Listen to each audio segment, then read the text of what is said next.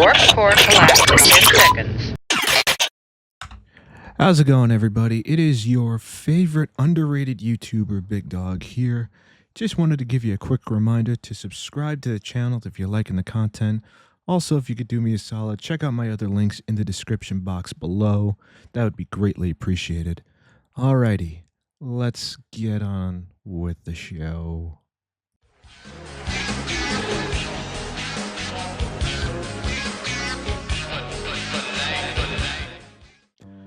Ooh, what's going on, everybody? It is your man, Big Dog, here. Welcome to episode 238 of the Dog House. That's right, ladies and gentlemen. We are back with the most underrated web series on YouTube right now, bar none. Thanks for being patient. I'm sorry I didn't do this on Friday initially like I was supposed to. Honestly, the only excuse I have is I had a really bad headache. Actually, I'm gonna be honest with you, I haven't really been feeling all that great this past week or two. And yesterday, I don't know what happened, but I felt it hit me the worst yesterday. So I decided to take a break. I did announce it on Discord that I would not be doing any streams or anything else tonight. I'm just gonna be recording Doghouse. I'll try to record I'll record something for Halloween, just probably like a short Happy Halloween video, nothing crazy. And then I'll probably take the rest of the weekend to pretty much relax and rest. And hopefully I'll feel better throughout the week. So yeah, sorry about that. Anyway, let's move on to a few things I want to get out of the way. First things first, I know you guys have been seeing a lot of the drama that's been happening on Twitch and YouTube when it comes to TwitchCon and the whole Emiru assault situation, and a situation that I haven't really discussed, which is the Hassan situation. And you're probably wondering, what the hell did Hassan do this time? Well, apparently there's a clip out there of him using a shock collar on his dog. Now, I say apparently to, keep from getting sued or anything, but I'll be honest with you, it doesn't look good for him. The clip is extremely damning, and quite frankly, the fact that he's trying to sit here and try to lie to people is a little insulting in my opinion. But that's just me. That's just me. Don't shoot the messenger. I'm just saying. Anyway, in regards to the Emiru situation, like I said, I'm not going to go into too much detail with all these situations because I think other YouTubers have done better jobs covering this stuff. So watch their videos if you need to. I'm going to say this, with the Emiru situation, the blame of that really falls on Dan Clancy and Twitch. And for those of you who don't know, she did end up pressing charges against the guy that was, that assaulted her, which good on her. But I also feel like she should go after Twitch in some way. I know she did put them on blast a while after the whole situation. Actually, not a while ago, like right after it happened. She did like a quick stream and told everybody like, yeah, Twitch barely did anything. But yeah, there you go. Just wanted to get that stuff out of the way. Let's talk about this next topic that I'm kind of interested in, which is apparently some review units of the ROG Xbox Ally have been going out.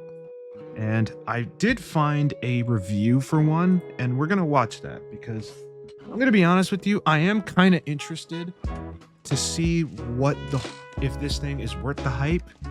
If it's not, if it's just a paperweight, let us find out. By the way, this video is by, what's his name? PC Centric. So shout out to PC Centric. I will link this video in the description below. Let's do this. Right, ladies and gentlemen, I'm so pleased to say that the brand new Xbox portable console is here. It's the ROG Xbox Ally X. Okay. There are a couple of different versions. You can buy a slightly cheaper one that doesn't have the X, that doesn't have the same specifications. But for all intents and purposes, this is a big day because finally you can play your Xbox games on the go, right? Well, this is... Oh boy.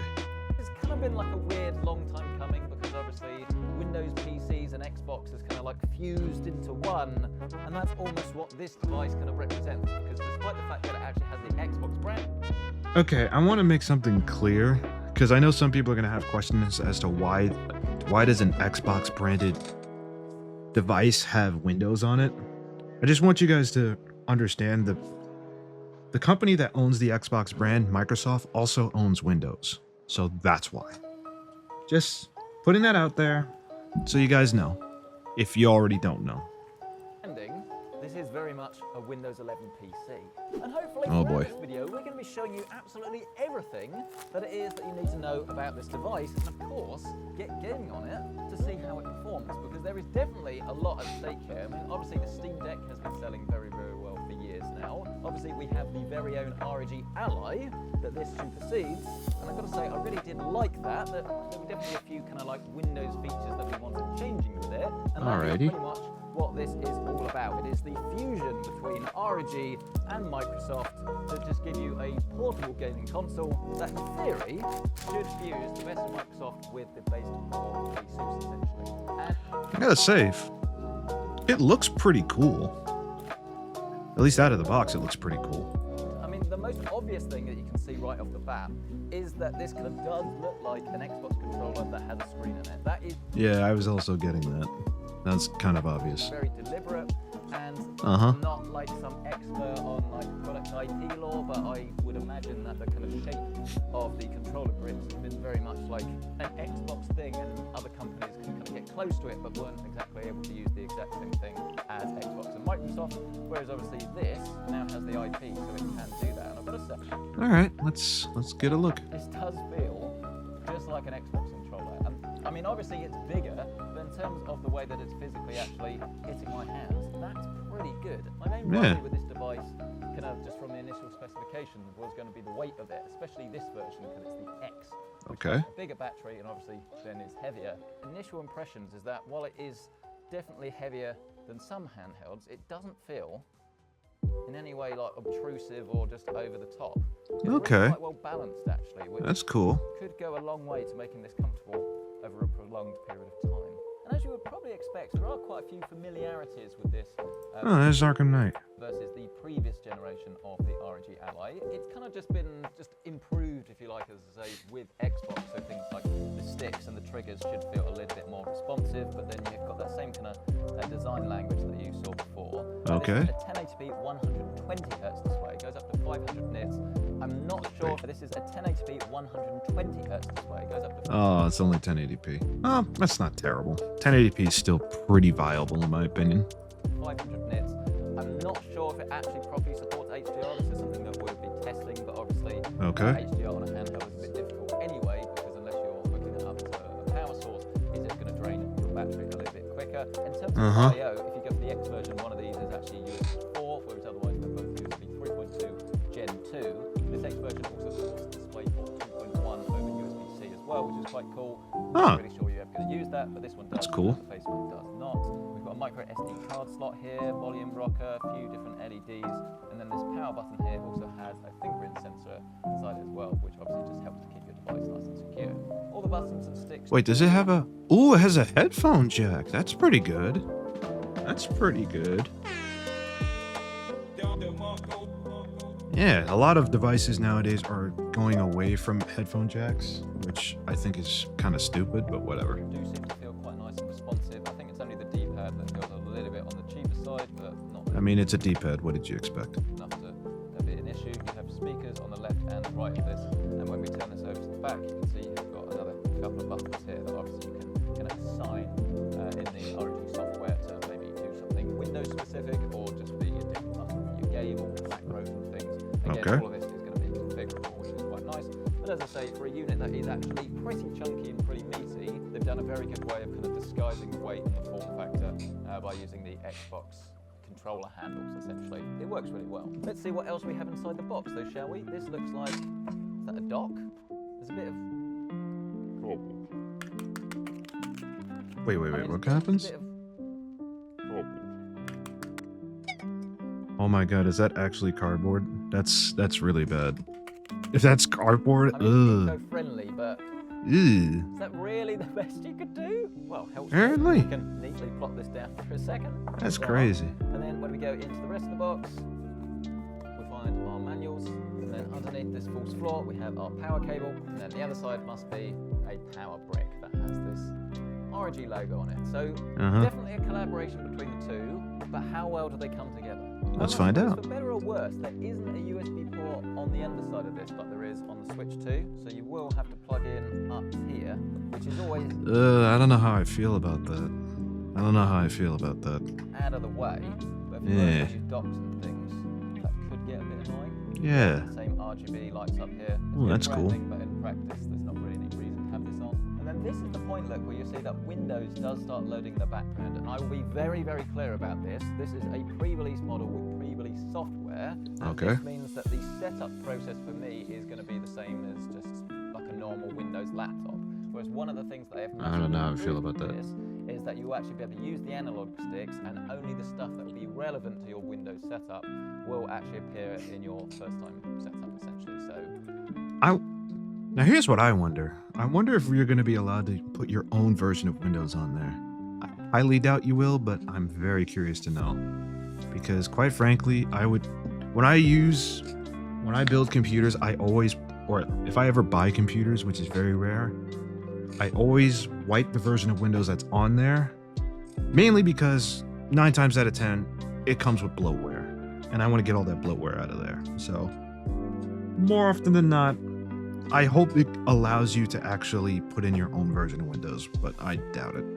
it's aiming to thin it out, but it is still going to be a Windows loader, essentially. Okay. Set up your device using a screen reader. Not the So screen let's now take readers. this opportunity to fast forward a couple of hours, and you'll now be joining us at the stage that you will hopefully be at military on that time. setup. So there's a fingerprint sensor, as I say, on the top, and it actually is really responsive, which is good. So you don't actually gonna have to wait around. Just hold the power button down, and then it will log you in, which is nice. This is the main splash screen, and this is one of the main changes that you're going to see with this generation with the Xbox name on the box, essentially, rather than what we saw before. So this is what is essentially called the Xbox full screen experience. So when we swipe up, this is going to be our multitasking. You've probably seen this if you've like pressed Alt and Tab on a PC before, but this is actually now specific to gaming apps. So there's a desktop mode, you can see at the bottom, you've got this Windows desktop button. If you hit that, then it will just work as if it's a normal PC, essentially, which in some instances you might want, especially if you're going to use this with a dock. You maybe are going to use this as a computer, but also a handheld, and then that's a great way of doing that. But all the time you're out and about and want to use this as a handheld, you're going to want to leave it in the default Xbox full screen experience. Now, But why would you use this as a Windows device, though? When it's mainly supposed to be a gaming device? Like, if that was a laptop, I could understand, but still, I don't know about that. Now, when you kind of navigate through the Xbox menus, it's obviously very heavily geared towards kind of Game Pass and everything Xbox. But having said that, when you go into your library, you can see here I've installed Civilization 7. That is actually on Steam. So in theory, all of the games that you install, regardless of the place you get them, should actually pop up here. I'm sure there'll probably be a few exceptions, but hopefully give this a few months of updating essentially, and it will all be there. But as far as I'm concerned, right now it is all there, which is quite cool. So I've installed a few different games because I want to see how this is going to handle different genres. But just to sort of show you as well, if you want to stream to this device, there's a few different ways you can do this. So the game I'm actually playing at the moment, unapologetically, is this one, which is Tomb Raider 4 to 6 Remastered. And this is a game that is not Xbox Play Anywhere, which means I can only play that on the Xbox that I've bought it from. There is a PC version, but that's on Steam and it's not included in that kind of bundle. Now, most of the first... Oh, that's kind of annoying. So it's only certain games you can play anywhere? That's... I don't know how I feel about that. Party Xbox games are going to be, so you could in theory play on this, play on your Xbox, cloud save, and then just go from one to the other. But if you're like me and you have a game that's not actually supported, then you can open it up here, and then you can either stream it from your Xbox or play with the cloud. And then this uses Xbox's cloud service, and you can see this in real time. It doesn't actually take very long whatsoever. All of my saves that are on the cloud are here. Oh, okay, that's convenient. And then boom, you can see we are in our game. Obviously, this is not the most visually appealing game, but it's one I mean, it's like how old? I've So been enjoying and one I'm going to be playing all the way through. I'm a- Whoa, hang on a second. Let's interrupt our flow to talk about the most relevant sponsor spot I think we've ever done on the channel, Ugreen and their Revo dock. Because look, it connects to the Ally and then appears on screen. This small little box is the key to unlocking the full power of your device, be it Oh, that's phone, kinda cool. laptop or otherwise. And it transforms a single USB-C into a fully fledged 14-port beast. With both HDMI and DisplayPort, you can connect multiple monitors at 4K resolution. If you're using a single monitor with DP, it's 4K up to a whopping 120 Hz. All right, I'm gonna skip this because it's irrelevant to us. 30% off until October 26th, and it even comes with a free accessory hub. So learn more, check out yours today with a link down below. Once in a game, you can hit this Xbox button here, and then this is going to give you a few more options as well. Okay. Again, trying to replicate what you have on an Xbox, where it's just easy to navigate and easy to do things without necessarily having to go through any Windows bloat. So here you can access your library, you can kind of quickly select applications, you've got a few different settings. These are actually going to be the windows. Wait a minute. Is that the fan on that thing? 11 settings, but obviously these are shortcuts if you want to turn blue Jesus Christ, that thing is loud. to for airplane mode or something like that on. You can, if you want to go into the desktop mode. My God. Full screen, again, you can do that. You've got social. If that's the fan, that thing is really, really loud. And I thought the PS4 fan was loud. You can mix your audio, you can take screenshots, capture. Speaking of PS4, I think I still have mine. Performance tab here as well. You would previously be relying on Sorry guys, hang on. All right. Let's go back to what we were doing. like the ROG one to actually kind of have an overlay here, but you've got the one that's actually baked into Windows. And obviously we'll talk about specifications and things a little bit later, but it's worth bearing in mind that the VRAM and the RAM itself is going to vary depending on how you configure it, and also depending on the version that you go for. If you go for the standard ALA, you get 16 gigabytes of GDDR5, whereas if you go for the X, you get the slightly faster, well, it's actually LPP. It's so confusing. 24 gigabytes. That is kind of confusing. Of LPDDR5X, and this runs faster as well at 8,000 megahertz. Probably the main window though that I think most people are going to use is of course the command center with Armory Crate, and you do have the full Armory Crate, and this will open as a full screen. I gotta be honest, I'm not a big fan of Armory Crate, but that's just me. Xbox application as well. That's just me. Control mode, you can see real-time FPS statistics, you can use the FPS limiter to also get some better battery life. But then I think the main one really that you need to be aware of is the different profiles for the power mode, because the more power that this uses, the more the chip is going to perform, but obviously at the cost again of battery life. Let's come out of our power. Oh my God, that fan is killing me, man. I really hope that's not the fan on the thing, because that thing is extremely fucking loud. Gaming mode, and then let's Good fire up Lord. the game, shall we? We're going to start probably with the hardest one first, which is Doom: The Dark Ages. And it's worth noting as well that in the store, it should actually show you how well it is going to perform on these different devices. Oh, and okay, we're in. That didn't take as long as I thought it was going to. It's worth noting as well that some games you're going to have to preload the textures, which obviously on a mobile CPU. Worth noting as well that some What did that say in the games you're going to back? have to preload the textures, which Shaders, okay. obviously on a corrected mobile himself. CPU, is going to take a fair bit of time, but hopefully... Yeah, obviously, I hate that shit. Use the Xbox feature where it will actually download some pre-compiled shaders for you, so you don't have to wait ages to actually install them yourself. And right off the bat, we're getting 15 frames a second. And Good obviously that Lord. is, quite literally unplayable. So clearly, the settings that we've got at the moment do not work. The first thing I'm going to do is go over to Armory Crate and change this to the turbo mode, which will increase the power from 17 to 25 watts.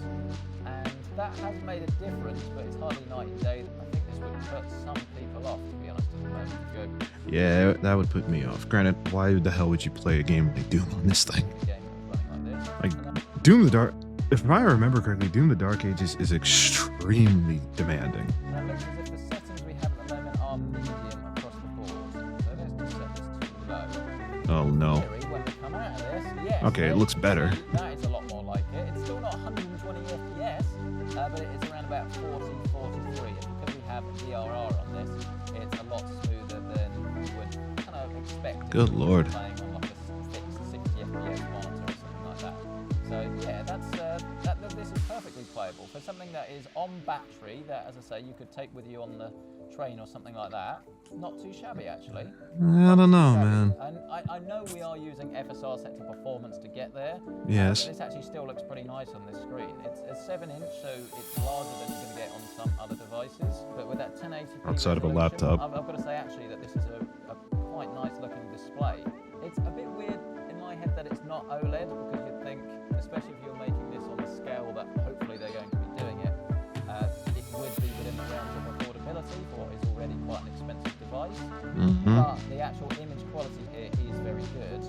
The other thing really that we need to talk about, I'm not surprised I'm not using OLED, because why? just performance. And I suppose if I plug this in, you can see we're getting 45 frames a second at the moment. Is this going to increase once we have cranked it?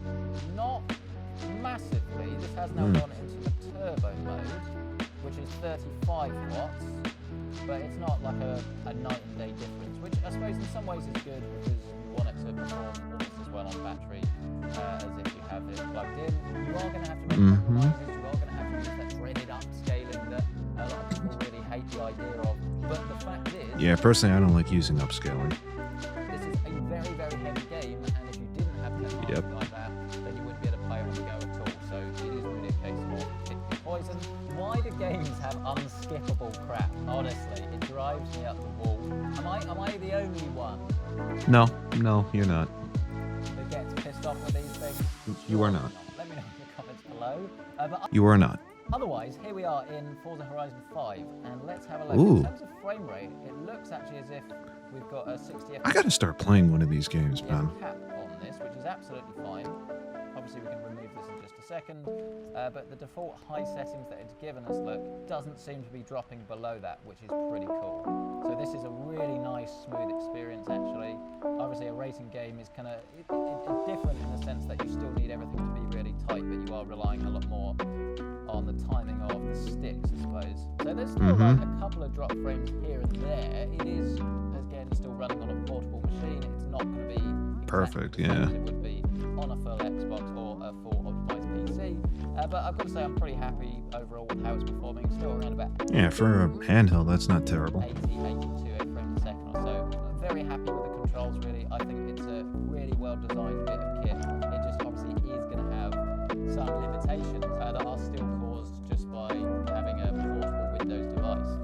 I think this is something that will prove over time as they get more and more optimized, but ultimately until you get to the point where you've got a specific OS that is not for Windows, that is kind of like an Xbox OS that maybe uses like Windows kernels or things like that to function, but fundamentally has none of the bloatware whatsoever, that's when you're going to get like Yeah, that's kind of the issue, I think, where it's gonna be an issue. full portable Xbox experience, but all the time, and some people are going to like this, all the time you are kind of running it as a full Windows PC, you get all of those advantages, but also some of the disadvantages as well. So there will be people watching this that have kind of never gamed on a PC before, and might be thinking that's quite a lot of steps, a lot of things going on there, but that kind of just is PC gaming. So you've got these two options that you just swipe in from the bottom, and as soon as you go into the desktop, you can see you've got a full Windows 11 PC. So this is why I say if you're going to use this in a dock mode with a monitor, it's literally just a normal computer, right? So everything that you can do in Windows,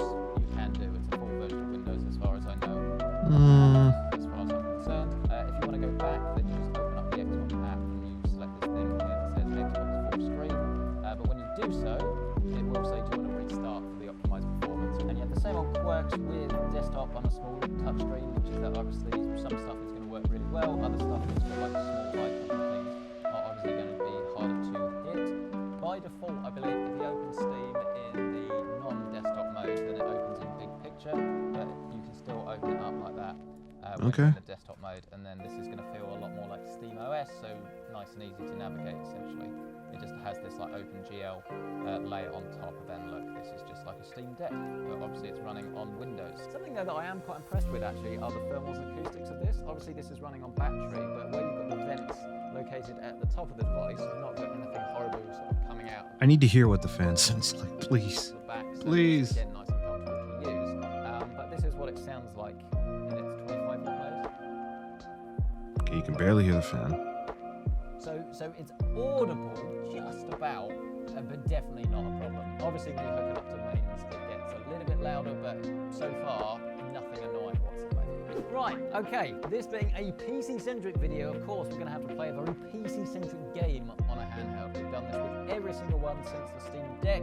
Let's see how this performs. Now, to be fair, this is Civ 7, which is a fair bit harder to run, actually, than Civ 6. So already, the fact that this is looking pretty good, actually, and being very responsive as well. I mean, what's our frame rate? 107 frames a second. Wow. Okay, Interesting. that is running way better than it would on something like the Steam Deck or the previous Allies. I'm not gonna lie, I don't really play turn-based games like that. So that's very, very good. And this game has been optimized to work properly with gamepad. But this is one of those ones where if I was playing this on the Steam Deck, I would probably want to use the touchpads that you have on the left and right to essentially like give yourself a mouse. It's not as good as a mouse, but it feels a lot better than joysticks are if you're going to kind of use it that way. But to be fair, I'm just being blown away by the frame rate. 100 frames a second. I think this is running at the low preset. Okay. Yeah, everything's set to low, so we can up this actually. I was going to say set this to medium, but the trackpad's not working. So we have to use the touch screen. The experience is going to vary depending on the games that you play, how you want to play, where you're going to play, obviously whether you've got AC power or not. Because this has got to be one of the most feature-rich devices I've seen. The only thing that I think would be a really obvious change would be to give this an OLED display, make sure that it was HDR, things like that. But clearly, having the variable refresh rate is actually way more important than the OLED technology, assuming you get a panel that is rich, is vibrant, and otherwise looks excellent, because that is absolutely the case here, and it's just so smooth. You've not got any form of tearing, not really any Interesting. stuff in this. There's like the Alright, I think I've seen enough. But yeah, that's about it. Honestly, my opinion of this Xbox ROG Ally X, I think it's a cool little novelty thing. I'm gonna be honest with you. I used to be a big fan of handheld gaming. I've had like a DS, a PSP, all that stuff.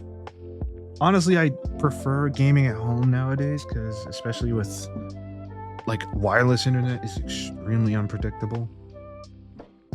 Like wired internet isn't all that great, but still it's a lot better than wireless in my professional opinion, being an IT guy and all that. But anyway, let me know what you guys think in the comments. Are you going to be buying one of these things? Me, it's probably going to be a no, only because I already have a pretty decently spec'd out PC. So yeah, there's the ROG Ally X. Thank you, PC Centric, for letting us react to your video. Actually, he doesn't know that I did this, but I don't care. Anyway, that is going to be it for this episode of The Doghouse. Thanks for watching, and I'll see you next time. Peace.